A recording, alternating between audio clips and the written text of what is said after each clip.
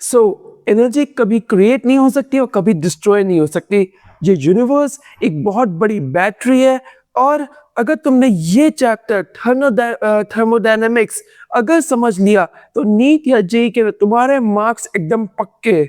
So welcome back to my channel. मैं हूं doctor मेज द टाइम लॉर्ड और आज हम पढ़ने वाले हैं थर्मोडायनेमिक्स।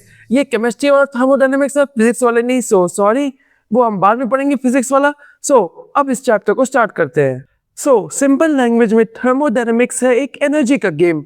मतलब ऐसा समझो, जो हम कार चलाते हैं तो उसके अंदर पेट्रोल बर्न होता है, पेट्रोल बर्न होता है तो हमें हीट मिलती है, एनर्जी मिलती है और बस उसी से हमारी कार चलती है।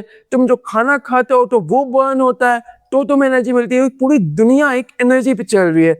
सो इवन टाइम ट्रेवल तक एनर्जी में होता है। तो अगर मेरे पास इतनी एनर्जी होती तो कल मैं तुम्हें टार्डिस में लेके चलता और नीट का एग्जाम कल मैं दिलवा सकता था, पर ऐसा नहीं है क्योंकि मेरे पास उतनी एनर्जी नहीं है, ना तुम्हारे पास उतनी एनर्जी है। सो अब आगे बढ़ते हैं। सो थर्मोडायनेमिक्स में सबसे इंपॉर्टेंट चीज होती है सिस्टम और सराउंडिंग। जैसे कि ये मान लो मैं हूँ सिस्टम और तुम हो सराउंडिंग। सो ऐसे कह सकते हैं, अगर तुमने कुछ हरकत की तो मुझे गुस्सा आएगा तो मैं रिएक्ट करूंगा, मेरा इंटरनल टेम्परेचर या इंटरनल चेंज होगा। बस ऐसे समझ लो। और इन चीजों में तीन टाइप्स के होते हैं, क्लोज सिस्टम, ओपन सिस्टम और आइसोलेटेड। अब क्लोज सिस्टम ऐसा होता है कि सराउंडिंग नहीं होती, बस मैं जितना मैटर है, जितनी एनर्जी बस उसमें है। ओपन सिस्टम के अंदर जैसे कप ऑफ टी, तुम कोई गर्म चाय लाते हो, रूम में रख देते हो तो क्या होता है, सराउंडिंग के अंदर हीट डिसिपेट हो जाती है। हाँ। सो जब ऐसा होता है तो क्या होता है, तुम्हारी चाय ठंडी हो जाती है। सो वो बेसिक है।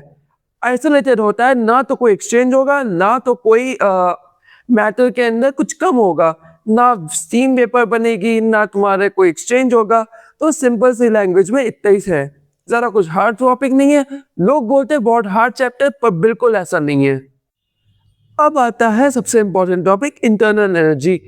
इंटरनल एनर्जी को हम यू से डिनोट करते हैं और इसको हम मेजर नहीं कर सकते ना, इसको हम मेजर नहीं कर सकते, पर इसके चेंज को मेजर कर सकते हैं। इसलिए जब हम करते हैं तो लिखते हैं डेल्टा यू।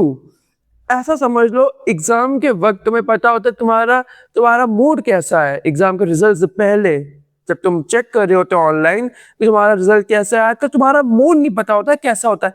लेकिन जैसे ही तुम्हें पता चलता है कि तुमने बहुत बढ़िया मार्क्स लाए, बहुत बेकार मार्क्स लाए, तो तुम्हारा मूड चेंज होता है, वो हो जाता है जैसे डेल्टा मूड। मूड को मेजर नहीं कर सकते, पर डेल्टा मूड को मेजर कर सकते हैं। बस सिंपल सा है। अब आगे बढ़ते हैं। अब आता है फर्स्ट लॉ, जो कि है delta U equals to Q plus W. Q यहाँ पे हीट है, ये फायर, बहुत गंदा इमोजी बनता अभी, हीट, और डब्ल्यू तुम्हारा वर्क डन है। सो ये बोलता है क्या है, ऐसे समझो, एक बढ़िया एग्जांपल है। सो जब तुमने कभी देखा है कि किसी रूम के अंदर एक्सपैंड किया है, या फिर तुम ऐसा कर सकते हो, जब पानी हम बॉईल करते हैं, हीट डालते हैं तो क्या होता है, वो एक्सपैंड करते हैं, एक्सपैंड होते हैं, हीट होती है और उसके बाद वो वाटर वेपर बन जाता है। तो वैसे ही हीट की वजह से गैस एक्सपैंड होती है, वो एक्सपेंशन ही वर्क डन है। So heat plus work done equals to energy change. अब जैसे कि तुम्हारे एग्जाम के वक्त टेंशन बिल्डअप होता है, तो टेंशन बिल्डअप के कारण तुम गड़बड़ भी करते हो, वो गड़बड़ करना वर्क डन होता है। बस सिंपल सी बात है। और ये होता है एनर्जी चेंज, जैसे मार्क्स कमाना। अब आएगा फिजिक्स के अंदर एक सूट पहना हुआ हीट, जिसका नाम है इंटेलेपी। इंटेलेपी को हम एच से लिखते हैं।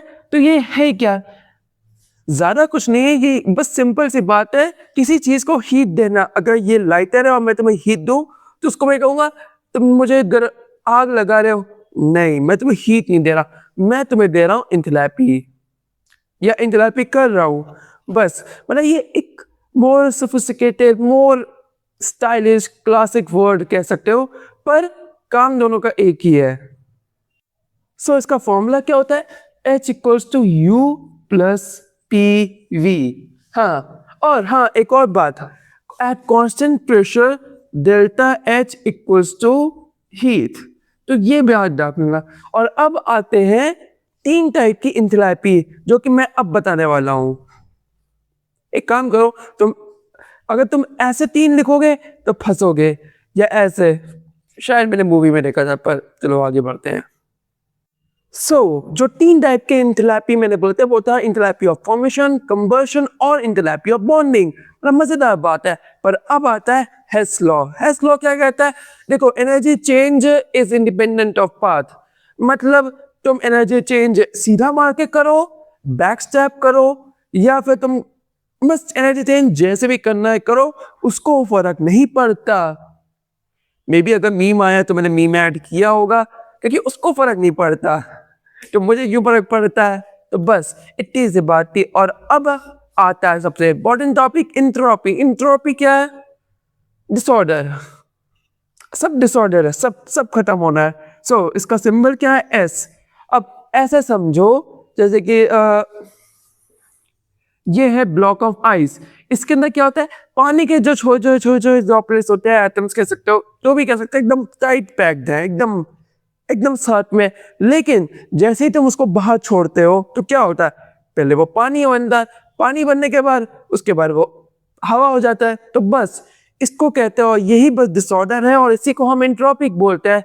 कितनी बढ़िया बात है। और अब अगला टॉपिक है गिब्स फ्री एनर्जी। मजेदार टॉपिक है, और अब इसको पढ़ने में तुम्हें भी मजा आएगा। यूनिवर्स में फ्री एनर्जी ऐसा कुछ नहीं होता, मतलब कुछ नहीं, पर कहीं कहीं पे होता है। तो वो ये है गिब्स फ्री एनर्जी। क्या तुम इसको यूज कर सकते हो? ना। पर क्या तुम्हारे काम आ सकता है? हाँ, कभी कभी। जैसे कि ये रिएक्शन स्पॉन्टेनियस होगी या नहीं होगी, वो डिसाइड करता है डेल्टा जी पे। अगर डेल्टा जी 0 से बड़ा हुआ, मतलब बड़ा हुआ, तो रिएक्शन स्पॉन्टेनियस नहीं होगी। पर डेल्टा जी अगर छोटा हुआ 0 से, तो बस आराम से होगी। ऐसे कह सकते हो डेल्टा, अगर जैसे कि आइस पिघल के तुम्हें पानी मिल रहा है, तो तुम आइस को रख दो, आराम से लाओ, पॉपकॉर्न खाओ, तो आराम से देख सकते हो कि अच्छा, बढ़िया रिएक्शन है, मजा आ गया। तो बस इतनी सी बात है, इतना सा सिंपल सा टॉपिक है। और अब आखिरी टॉपिक है इस चैप्टर का, आखिरी टॉपिक, और इजी भी है, कोई कठिन बात नहीं है। अब आते हैं आखिरी टॉपिक, डेल्टा जी और इक्विलिब्रियम। ये रहा उसका फॉर्मूला, डेल्टा जी ये और माइनस RT इनके। वाह वाह, क्या बात है। पर एक सेकंड, तुम बोलोगे मेस, इसमें है क्या? ये है तुम्हारा कांस्टेंट है, गैस कांस्टेंट कह सकते हो। ये है तुम्हारा टेम्परेचर इन केल्विन, और इनके है तुम्हारा नेचुरल लॉग ऑफ के। बस सिंपल सी बात, अगर के बड़ा हुआ तो रिएक्शन स्पॉन्टेनियस होगी, अगर छोटा हुआ तो नहीं होगी। बस सिंपल सी बात है। और अब इसी के साथ हमने कर लिया चैप्टर खत्म। होपफुली तुम्हें चैप्टर समझ में आ गया होगा। अगर तुम्हें मेरी टीचिंग स्टाइल अच्छी लगी हो तो मुझे बताना कैसा लगा, और चैनल को सब्सक्राइब करना, मेरे वीडियो को लाइक करना। और आज के लिए बस इतना ही। अब चलता हूँ मैं अपने टार्गेट्स के अंदर, और अगले क्लास में देखते हो कि तुम्हें क्या पढ़ना है क्या नहीं। अगर तुम्हें कोई रिकमेंडेशन देनी हो तो तुम कमेंट सेक्शन में लिख सकते हो तुम्हें क्या पढ़ना हो। बस आज के लिए इतना ही। Thanks for watching.